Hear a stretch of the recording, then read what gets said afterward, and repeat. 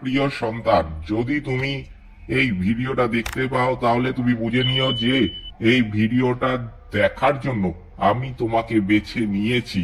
কারণ তুমি অনেক দিন ধরে অনেক দুঃখ কষ্ট সহ্য করে আসছো, আর দুঃখ কষ্ট তোমাকে সহ্য করতে হবে না। তুমি এই কটা নিয়ম পালন করো, দেখবে তোমার সমস্ত দুঃখ কষ্ট কিন্তু কেটে যাবে।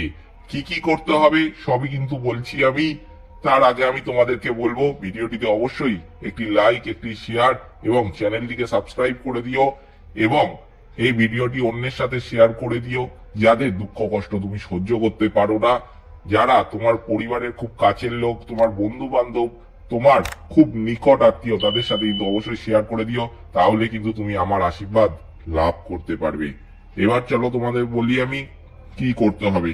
সোমবার দিন মহাদেবের সঙ্গে জড়িত কিছু বিশেষ ক্রিয়া পালন করলে শুভ পরিণাম কিন্তু পাওয়া যায়। এমন 5টি উপায় রয়েছে যা প্রতি সোমবার পালন করলে শিবের আশীর্বাদ কিন্তু লাভ করা যায়।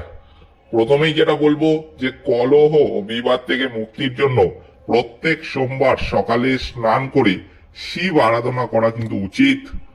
শিবলিঙ্গে চন্দন, চাল, বেলপাতা, ধুতুরা, আকন্দ, দুধ, গঙ্গাজল অর্পণ করুন। তাহলে কিন্তু আপনি শীঘ্রই কিন্তু আমি বলবো আপনি আমার আশীর্বাদ লাভ করতে পারবেন। সোমবার 108 বার মহামৃত্যুঞ্জয় মন্ত্র জপ করলে শিব প্রসন্ন হন ও আশীর্বাদ দেন।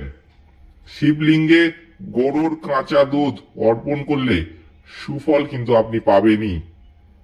এদিন শিবকে ঘি, চিনি, গমের আটা দিয়ে তৈরি প্রসাদ নৈবেদ্য রূপে দেওয়া উচিত। এরপর আরতি করে প্রসাদ বিতরণ কিন্তু করবেন।